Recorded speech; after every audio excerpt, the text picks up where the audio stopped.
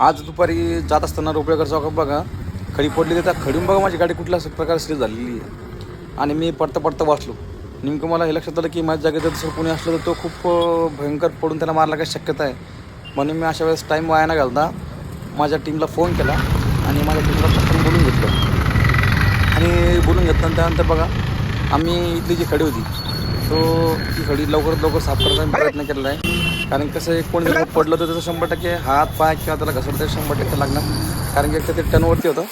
आणि दुसरी गोष्ट अशी की ज्यावेळेस आम्ही काम करत होतो, काम करत असताना लोक सहकार्य करत नाही हे तर आम्हाला कळून चुकलं त्या ठिकाणी. कारण की ते थोडे थांबाल त्यामध्ये, म्हणजे जसं की आम्ही काहीतरी नाटक करतो अशी गोष्ट होती. तर माझं जे काम मी प्रामाणिकपणे करत होतो याबद्दल मला लोकांना एकच म्हणणं की बाबा असं काही काम चालू असेल तर त्यावेळेस तुम्ही थोडंसं म्हणजे सपोर्ट करा, जेणेकरून काय होईल की आम्हाला जे काम करायचं आहे त्याच्यामुळे आम्हाला आणखीन एक हिंमत भेटेल.